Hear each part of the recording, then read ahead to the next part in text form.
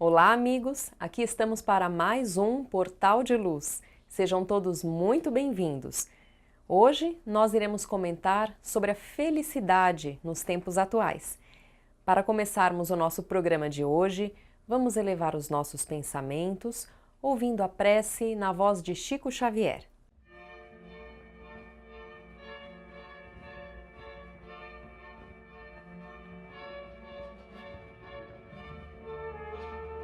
Senhor, não lastimamos tanto contemplar no caminho a penúria sem nome, porque sabemos que socorrerás os famintos de pão e os sedentos de paz. Dói encontrar na vida os que fazem a fome. Ante aqueles que choram, não lamentamos tanto, já que estendes o braço aos que gemem de angústia e de cansaço. Deploramos achar nas multidões do mundo os que abrem na terra as comportas do pranto. Não lastimamos tanto os que se esfalfam carregando a aflição de férrea cruz. De vez que nós sabemos quanto assistes os humildes e os tristes, lastimamos os cérebros que brilham e sonegam a luz. Não deploramos tanto os que suportam sarcasmo e solidão na carência de amor. Porquanto tens as mãos, hora por hora, no consolo e no apoio a todo ser que chora, lamentamos fitar os amigos felizes que alimentam a dor. É por isso, Jesus, que nós te suplicamos, não nos deixe seguir o passo em vão, que o prazer do conforto não nos vença, livra-nos de tombar no pó da indiferença, ainda que a aprovação nos seja amparo e guia, toma e guarda em serviço nosso coração.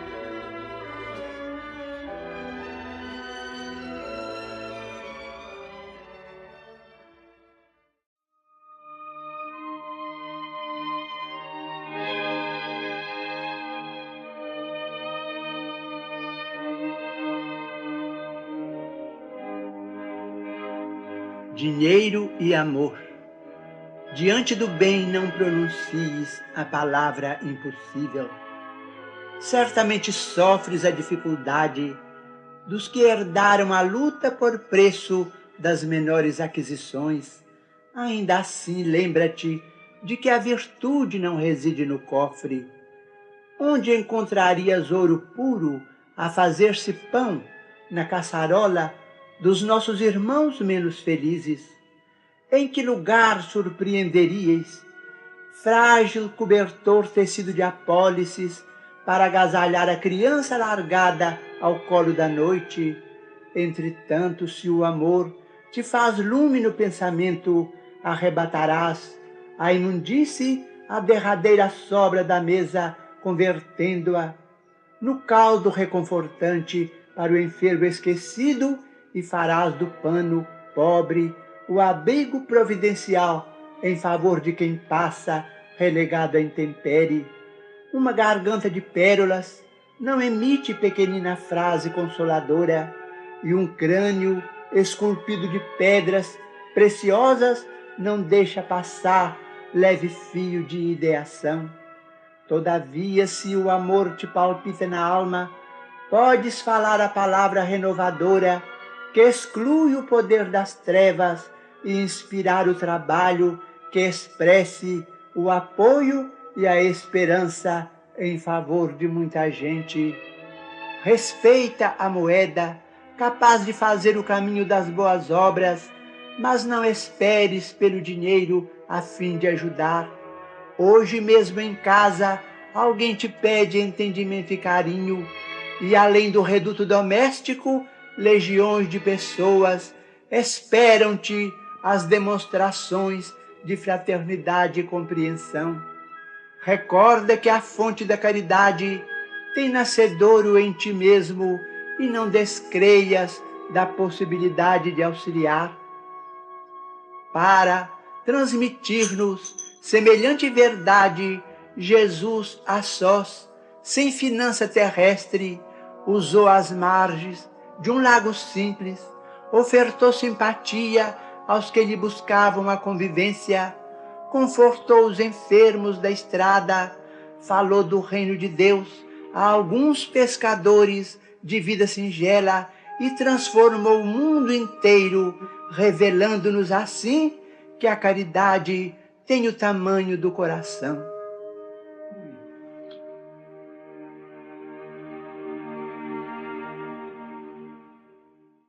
Na última Folha Espírita do mês de outubro, uma interessante entrevista com o médico psiquiatra da Associação Médico Espírita do estado de Pernambuco, o Dr. Leonardo Machado, falou sobre um tema recorrente na história da humanidade: a busca pela felicidade. Mas a forma como muitos de nós enxergam a felicidade hoje é muito calcada na aquisição de bens materiais, na realização de sonhos de consumo, de conquistas, de construção de projetos de vida, muito mais voltados para o aqui e agora, e raramente são voltadas para as conquistas do espírito. Mas, há algumas décadas, o Butão, um país asiático, criou uma forma inovadora de medir as riquezas de um país. Em vez de somar e contabilizar somente as riquezas materiais, como estamos acostumados a ver, passou a medir também a felicidade, o bem-estar da população e o desenvolvimento sustentável. Criou assim o FIB, o Índice de Felicidade Interna Bruta, mostrando que o PIB, o já conhecido Índice do Produto Interno Bruto, não era mais suficientemente completo. Por exemplo, se um país vende os seus recursos naturais para outros mercados, estamos acostumados a enxergar isso com bons olhos. Mas, se por causa desta necessidade de vender os seus recursos naturais, este país estiver dilapidando o seu meio ambiente, causando danos irreversíveis à natureza, estamos mesmo falando de bons resultados para aquele país? Só o retorno financeiro é suficiente? O cálculo do FIB leva em conta o padrão econômico, mas também a educação de qualidade e a saúde da população, a longevidade, a qualidade de vida, a proteção ambiental, o acesso à cultura e até o bem-estar psicológico das pessoas, entre outras coisas. Será que, se atingirmos bons níveis de satisfação em todos estes aspectos do FIB, seremos realmente felizes? O fato é que homens e mulheres, ricos ou pobres, de todas as raças e credos, os seres humanos sempre almejam serem felizes, concretizar os seus ideais. Mas o que é exatamente a felicidade? Ela pode ser definida de uma maneira mais objetiva como a predominância de ocorrências de experiências emocionais positivas sobre as negativas. E a qualidade de vida, que também queremos sempre conquistar, pode ser subdividida em duas dimensões: o bem-estar objetivo, que engloba a vida prática, a renda familiar, a educação, a saúde, o lazer, e o bem-estar subjetivo, que é sentido nas experiências subjetivas da vida, na forma como cada um de nós avalia a sua própria vida, a satisfação pessoal, o estado de espírito de cada um de nós perante os acontecimentos. E para o Dr. Leonardo Machado, que falávamos, da AME Pernambuco, na sua entrevista para a Folha Espírita, ele que cuida de pacientes com problemas psiquiátricos graves, como será vista a felicidade? Ele contou para a Folha Espírita que quando chegam no seu consultório, os pacientes parecem acreditar que só serão felizes e sentirão prazer na vida quando se livrarem daquelas doenças e distúrbios. Por exemplo, um paciente depressivo não entende que pode ser feliz estando imerso naqueles pensamentos negativos. Ele sente que precisa tratar-se antes, para depois voltar a sentir-se motivado de novo, sentir desejo de realizar os seus projetos, voltar a ter um convívio social. Mas o interessante é que o Dr. Machado nos mostra que o caminho pode não ser exatamente este. O paciente, ainda doente, pode e deve aprender a criar recursos dentro de si para valorizar e desenvolver sentimentos positivos diante da vida, ter uma visão mais leve e feliz da vida que leva naquele momento. E assim é que ele vai ajudar o seu próprio tratamento e vai também conseguir se curar mais rápido.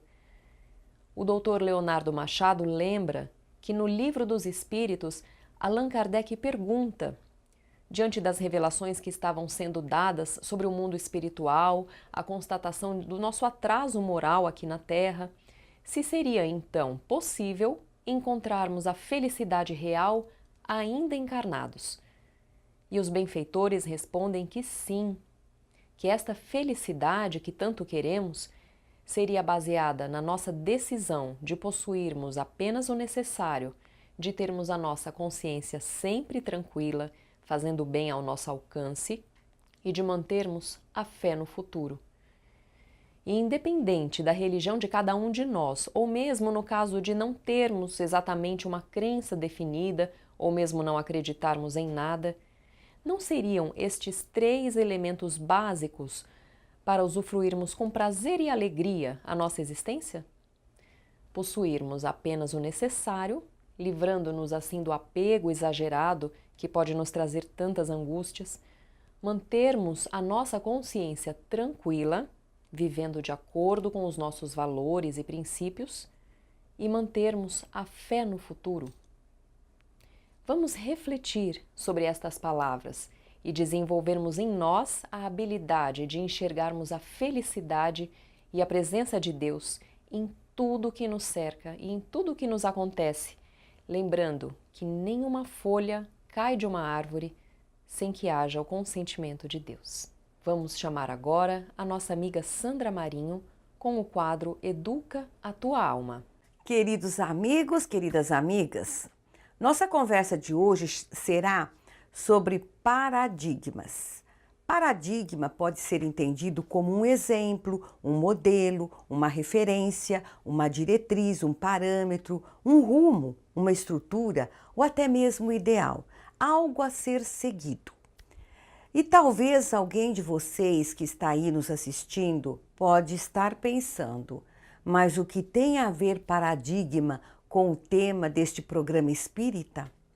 É muito simples responder esta pergunta. Tem tudo a ver, pois estamos cercados de paradigmas que influenciam diretamente a nossa maneira de ser e viver. E por isto mesmo impactam nos resultados que colhemos durante a nossa existência. Saúde ou doença, alegria ou tristeza, raiva ou paz, frustração ou realização, e por aí vai. Pode-se dizer que um paradigma é a percepção geral e comum, não necessariamente a melhor, de se ver determinada coisa, seja um objeto, seja uma situação.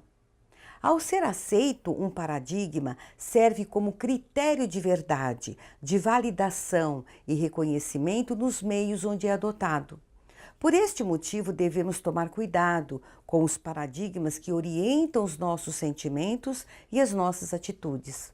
Assim, vale dizer que se estamos imbuídos da vontade de levar avante nosso projeto de reforma íntima, é condição obrigatória rever os nossos paradigmas e ter a coragem de abandonar alguns e adotar outros.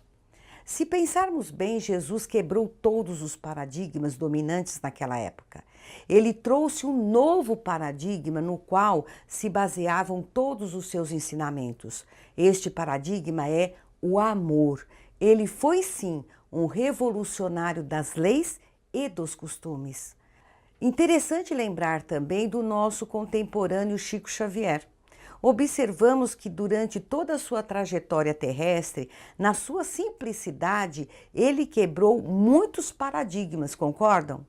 Menino pobre, nascido numa cidadezinha do interior de Minas Gerais, órfão de mãe, desprovido de qualquer facilidade material, No entanto, ele teve a coragem de superar todos esses paradigmas e cumpriu maravilhosamente sua missão, deixando-nos um legado de mais de 400 livros e um exemplo de vida impecável a toda a humanidade. Se pararmos para pensar e fizermos as perguntas certas, depararemos com muitos paradigmas simplesmente inúteis ou nocivos, que influenciam a nossa vida de forma negativa, alimentando preconceitos e estabelecendo limites ao nosso crescimento pessoal e espiritual. Tem uma história que certamente ilustrará o que eu pretendo transmitir a vocês. Conta que certa vez um grupo de cientistas colocou 5 macacos numa jaula e no centro desta puseram uma escada com um cacho de bananas sobre ela. Quando o macaco subia a escada para apanhar as bananas, os cientistas lançavam um jato de água fria nos que estavam no chão. Depois de certo tempo, quando um macaco ia subir a escada, os outros os espancavam. Passado mais algum tempo, nenhum macaco, apesar da tentação das bananas, subia mais a escada. Então os cientistas substituíram um dos 5 macacos. A primeira coisa que ele fez foi subir a escada, de lá sendo retirado rapidamente pelos outros que lhe bateram. Depois de algumas surras, o novo integrante do grupo não subia mais a escada. Um segundo foi substituído e o mesmo ocorreu. E, fato interessante, o primeiro macaco substituto participou entusiasmado da surra do novato. Um terceiro foi trocado e repetiu-se o fato. Um quarto e, finalmente, o último dos veteranos foi substituído. Os cientistas ficaram, então, com um grupo de 5 macacos que, mesmo nunca tendo tomado banho frio, continuavam a bater naquele que tentasse chegar às bananas. E creiam, se fosse possível perguntar a algum deles por que batiam e em quem tentasse subir a escada, com certeza a resposta seria: não sei, as coisas sempre foram assim por aqui. Possuímos, gente, algo de maravilhoso concedido por Deus, o livre-arbítrio. Escolhamos, portanto, analisar a partir do paradigma maior, que é o amor antes de agir. Está na hora de decidirmos não sermos mais Maria vai com as outras. Pensemos nisto. Um grande abraço e até o próximo encontro.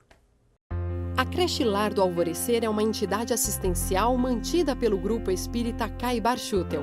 Localizada em Diadema, tem como propósito trabalhar pelo desenvolvimento de uma cultura de paz, através da educação e da assistência a crianças, jovens e adultos. São 250 crianças atendidas diariamente. Conheça nossas atividades e colabore conosco pelo ideal de um mundo melhor. www.lardoalvorecer.org.br. O jornal Folha Espírita, fundado em 18 de abril de 1974, se dedica à divulgação da doutrina espírita.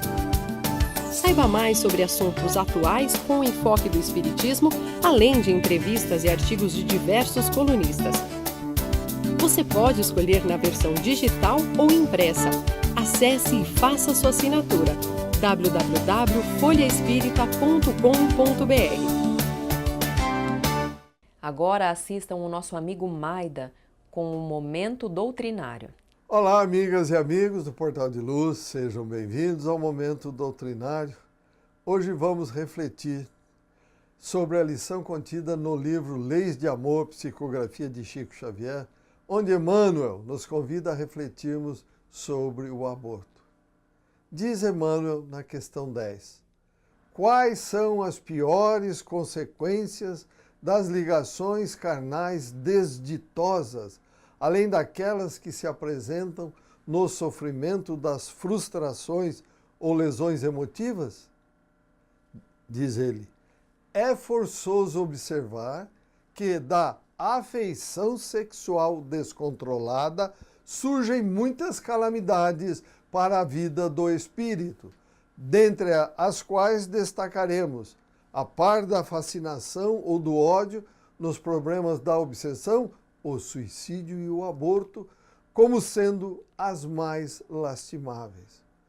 Na questão 11, como é interpretado o aborto nos planos superiores da vida espiritual?